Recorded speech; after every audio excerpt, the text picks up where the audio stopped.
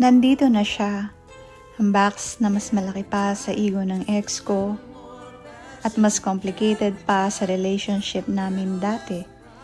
Pero hindi ako matatakot. Dati, takot akong mag-isa. Ngayon, takot na akong umasa sa iba. Kaya ako nang bahala dito. Ako lang, walang backup, walang jowa, walang kapitbahay na marunong. Walang mag-a-assemble para sa akin. Wala akong tatawagan na kuya pa-help.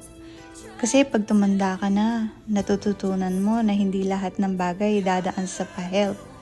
Minsan kailangan mo na tanggapin. Kung gusto mong magawa, gawin mong mag-isa. Gusto mo sumaya, gawa ka ng paraan. Kaya ngayon, ako na si Kay the mechanic. Wala akong diploma sa engineering, pero meron akong diploma sa Kaya Ko Yan University.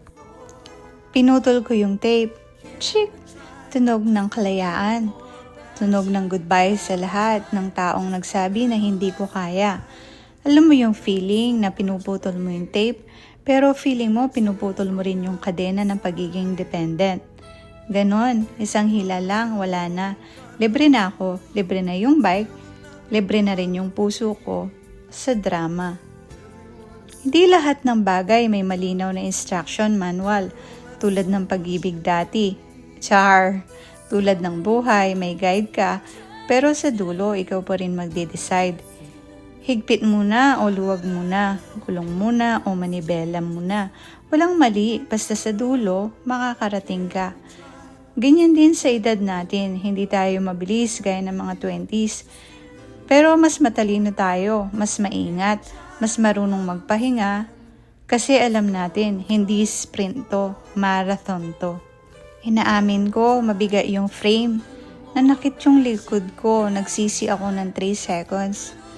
Sabi ng utak ko, Kay, i-deliver mo na lang sa shop, $45 lang.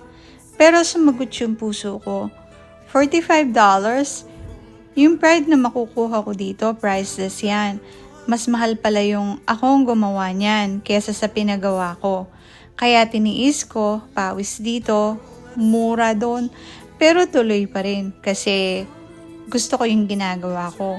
Marunong na akong pumili ng pagod na may kapalit, hindi pagod na wala lang. May mga parts na sobra, may mga parts na kulang, may steps na babalikan ko ng 5 beses. At natatawa na lang ako kasi dati pag nagkakamali ako, iniisip ko, bakit ako ganito katanga? Ngayon, pag